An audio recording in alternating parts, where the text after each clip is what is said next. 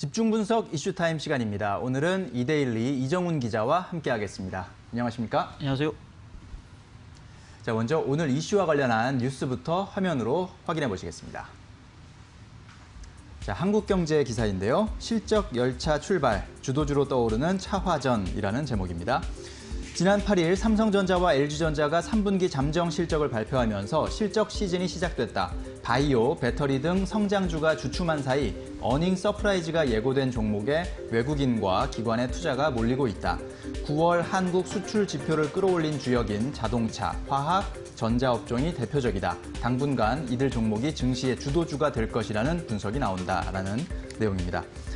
자, 지난주 3분기 어닝 시즌이 시작됐고요. 이번 주에 본격화하는데 전반적인 분위기와 또 주목받는 업종 그리고 투자 전략에 대해서 살펴보도록 하겠습니다. 자, 이제 이번 주부터 본격적으로 3분기 어닝 시즌이 개막한다고 봐야 되겠죠? 네, 그렇습니다. 지난 한글날 연휴가 끼었던 9일 전, 그러니까 8일에 삼성전자, LG전자가 잠정 실적 발표를 하지 않았습니까? 네. 그걸 시작으로 본격적인 어닝 시즌이 시작된다라는 건데요. 이번 주만 해도 조금 전에 소개해드렸던 서둘러 잠정 실적을 발표한 LG화학 실적 네. 발표뿐만이 아니고 오늘 이제 이마트, 신세계, 환인제약 이런 기업들이 실적 발표가 예정돼 있고요.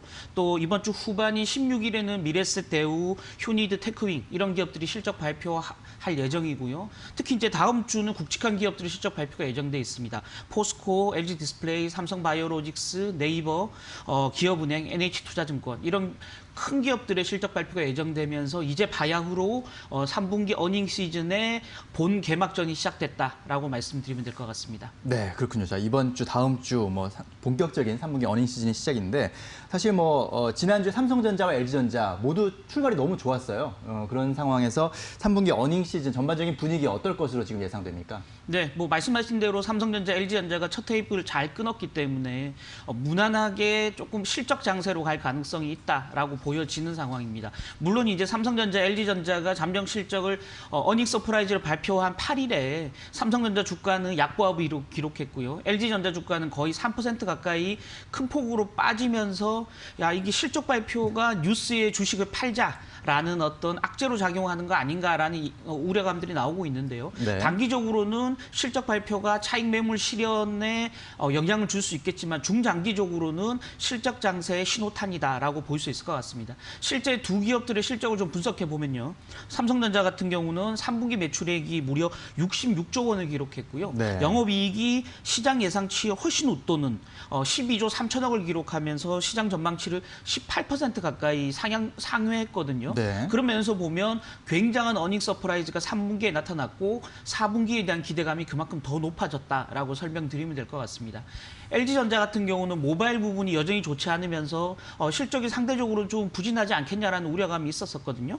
그런데 역시 뚜껑을 열어보니까 3분기 매출액이 16조 9천억이나 되고요. 네. 영업이익이 9,590억을 기록하면서 역시 영업이익이 시장 전망치를 13% 이상 상향 조정하는 그런 어떤 그 실적 전망을 보였습니다. 이렇게 삼성전자, LG전자가 첫 테이프 잘 끊으면서 3분기 전체적인 상장사들의 실적도 좋을 것이다라는 전망이 나오고 있는데요.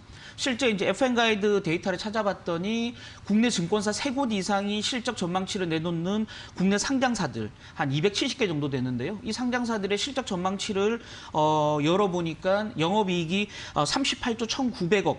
지금 지난해 같은 기간에 비해서 18% 정도 영업이익이 늘어날 것이다라는 전망치가 나오고 있는 상황이거든요.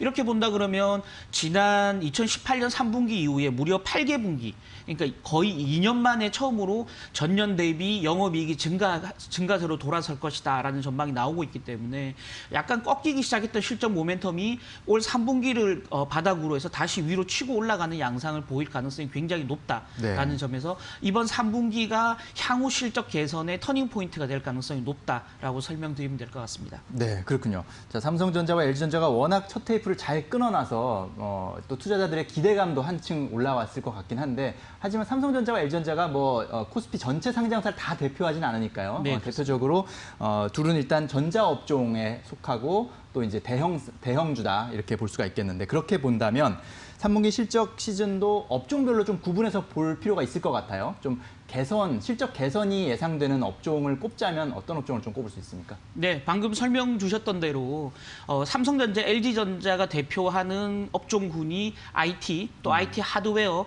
가전 이런 부분들이거든요. 네. 실제 이제 코로나19 사태로 인해서 언택트 수혜를 많이 본 업종들이 여기 다 속해 있습니다. 특히 이제 가전 같은 경우도 집안에 있는 시간이 늘어나면서 가전 제품의 교체 수요가 굉장히 빠르게 진행되면서 LG전자의 가전 부분이 굉장히 양호한 흐름 보였었거든요. 또 삼성전자의 반도체 부분 같은 경우도 조금 고전하다가 올 하반기부터 이제 재고 소진이 되면서 올 연말을 기점으로 다시 턴어라운드 할 가능성이 굉장히 높다라는 전망이 나오고 있고요. 예. 결국은 국내 대표적인 업종 IT 하드웨어, 가전, 반도체 이런 업종을 중심으로 한 실적 호전세가 계속 이어질 가능성이 높다라고 볼 필요가 있겠고요. 조금 전 뉴스에 처음에 소개해드렸지만 국내 대표적인 수출과 경기 민감주로 꼽히는 화학, 철강 이런 업종들이 굉장히 강한 흐름 보일 수 있고요. 또 네. 해외 쪽, 국내 쪽에서 공이 지금 자동차 판매량이 계속 늘어나고 있는 자동차 부분 이런 부분들이 3분기, 4분기, 올 하반기에 실적 개선세를 주도할 가능성이 굉장히 높은 업종이다라고 보여지는 거고요. 이런 업종에서 기본적으로 좀 매수세를 집중하는 전략이 좀 필요하겠다라는 말씀 드리고 싶습니다. 특히나 이제 또 관심을 끄는 부분들은 실적이 원래 좋았는데 계속 좋아지는 업종보다는 네. 실적이 좋지 않았는데 이제 턴어라운드에서 이제 좋아지기 시작하는 업종들. 예. 그래서 그런 업종에 대한 관심들이 굉장히 높거든요. 그 부분이 바로 이제 운송이나 철강 관련주들입니다. 그렇군요. 운송 철강은 코로나19로 인해서 굉장히 침체를 겪었다가 네. 코로나 충격이 이제 하반기부터는 조금 완화되고 있는 양상 아니겠습니까? 그러다 보니까 올 하반기부터는 이런 업종이 살아날 가능성이 굉장히 크고요. 3분기 실적이 흑자로 돌아서면서 올 4분기, 내년 초까지 실적 전망이 굉장히 좋을 것이다라는 점에서 운송이라든지 철강 관련주에 대한 관심도 필요하겠다라는 말씀 드리겠습니다. 하나 또 눈여겨볼 부분들이 이런 부분들이 있습니다. 그러면 그 기업의 사이즈별로는 어떨까? 네. 그래서 대기업들 방금 말씀드렸던 업종의 대기업들의 실적 개선 종목이 집중될 것이다라는 점에 관심을 좀 가질 필요가 있겠다라는 건데요. 분기 영업이익이 1조가 넘어서는 그래서 영업이익 1조 클럽이라는 별명으로 불리는 기업들이 올 3분기에 무려 7곳이나 나올 걸로 예상이 되고 있거든요. 그렇군요. 바로 직전 2분기가 4곳이었으니까 4개 기업보다 한 3개 기업이 더 늘어나게 되겠죠. 네. 관련 기업은 이런 기업들입니다. 삼성전자, 한국전력, 하이닉스, 신한금융지주, KB금융지주, SK하이닉스 이런 기업들이고요. 특히 이제 전분기에는 1조를 밑돌았다가 이번 3분기부터 1조가 다시 넘어서는 기업들이 있습니다. 현대차, SK 이런 기업들이거든요. 그래서 석유화학, 자동차에 포진된 대기업들인데요. 이런 기업들의 실적이 굉장히 빠르게 개선될 거기 때문에 이런 기업들에 대한 관심도를 가질 필요가 있겠다라는 말씀 드리고 싶습니다. 네, 그렇군요. 자, 3분기 실적도 상당히 중요하지만 또 4분기, 더 나아가 내년 실적도 체크해 볼 필요가 있을 것 같은데 이런 지금 현재 3분기에 호실적을 발표할 것으로 예상되는 기업들, 종목들, 향후 실적 기대감도 계속해서 또 가지고 있죠. 네, 맞습니다. 지금 삼성전자 같은 경우는 모바일 부분이 좀 살아나고 있고요. 또 아까 말씀드렸듯이 연말 내년 초로 가면서 반도체 부분도 다시 강세를 보이기 시작할 것이다. 네. 가전은 여전히 코로나 국면에서 계속 호조를 보일 것이다라는 점에서 IT 관련주들에 대한 기대감은 여전히 유효하다라고 볼 수 있을 것 같고요. 아까 말씀드렸던 전기전자, IT가 속해 있는 전기전자, 또 자동차, 화학 이런 대표적인 경기 민감주는 환율 영향을 많이 받거든요. 지금 원달러 환율이 지난 주말 마감 종가를 보면 1,153원까지 하락했습니다. 그러니까 네. 원화가 그만큼 강세를 보이고 있다는 건데요. 실제 지금 시장 전망은 올 연말까지 가면서 원달러 환율이 1,140원, 더 강해질 경우 1,130원까지 내려갈 수도 있다라는 전망이 나오고 있거든요. 예. 이런 점에서 보면 기본적으로 이런 그 수출 관련주들의 어떤 그 호조세가 좀 기대되는 부분이다라는 거고요. 또 하나 아까 말씀드렸던 코로나19 사태가 지금 오늘부터 사회적 거리두기가 1단계로 완화되지 않습니까? 미국이나 유럽은 코로나 사태가 악화되고 있지만 우리나라는 굉장히 잘 통제되고 있다라는 점에서 서비스업이라든지 내수 관련주들의 실적 개선세도 좀 돋보일 가능성이 있다라는 거고요. 이런 면에서 보면 우리 기업들의 실적 모멘텀은 올 연말 내년까지 이어질 가능성이 굉장히 높다. 따라서 증시는 실적 장세로 갈 가능성이 높다라고 설명드리면 될 것 같습니다. 네. 뭐 저희가 너무 좋은 얘기만 하는 것 같아서 네네. 투자자분들이 좀 오해할 수는 있을 것 같습니다. 저희는 일단 좋은 실적이 발표될 것으로 예상되는 업종들 네. 위주로 좀 얘기하다 보니까 3분기 실적에 대해서 상당히 좋게 지금 얘기하고 있는데 물론 안 좋게 나올 또 업종도 있겠죠. 그런 부분을 잘 투자자분들이 구분해서 보실 필요가 있겠고 결국 투자자 여러분께 좀 도움이 될 조언을 좀 해드려야 될 것 같아요. 이런 상황에서 투자 전략을 어떻게 가져가면 좋을지 조언을 좀 해주시죠. 네, 아까 말씀드렸듯이 사실은 항공주라든지 또는 유틸리티 관련주라든지 여전히 실적이 좀 좋지 않고 네. 코로나 사태의 영향을 계속 받는 업종들도 분명히 존재하거든요. 그렇게 본다 그러면 아까 말씀드렸듯이 결국 실적이 좋은 종목과 좋지 않은 종목, 실적이 좋은 업종과 좋지 않은 업종을 나눠서 구분해서 철저하게 실적 위주로 시장에 접근하는 자세가 좀 필요하겠다라는 말씀 드리고 싶습니다. 네. 특히나 이제 지금 한 달 채 남지 않은 미국 대통령 선거를 앞두고 미국 쪽에서 여러 가지 지금 뉴스들이 들려오지 않습니까? 그러다 보니까 시장은 향후의 변동성이 굉장히 커질 가능성이 있다라는 네. 점에서 철저하게 실적 위주로 종목을 압축하고 선별하는 전략이 좀 필요한 시점이다라는 말씀 드리고 싶고요. 아까 말씀드렸던 대형 가치주 중심으로 실적이 호전되면서도 상대적으로 주가가 좀 많이 빠졌던 대형 가치주 중심으로 투자 전략을 좀 가져갈 필요가 있다라는 거고요. 대표적으로 지금 국내 기업들이 국내 증권사들이 이번 주, 다음 주 추천 종목군으로 뭐 현대차라든지 기아차, 또 SK텔레콤, SK하이닉스 이런 종목들을 꼽고 있거든요. 결국 이 종목들은 상대적으로 뭐 주가가 좀 그 조정을 받았으면서도 실적 모멘텀이 굉장히 양호한 종목군들이다라는 점에서 여전히 실적이 좋은 대형 가치주 중심으로 좀 매매 전략을 압축하는 전략이 좀 필요하다라는 말씀 드리고 싶고요.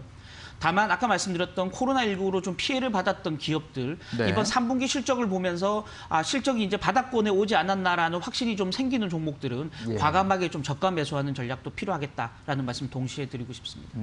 근데 이제 그 코로나19 피해로 많이 그러니까 많이 가치가 낮아졌다라고 보여지지만 네. 역시나 실적이 살아나지 않는다면 투자자 입장에서 조금 그 두려움이 좀 있을 것 같은데 네, 그렇습니다. 그런 거에서 판단 좀 도움이 될 만한 조언이 있을까요?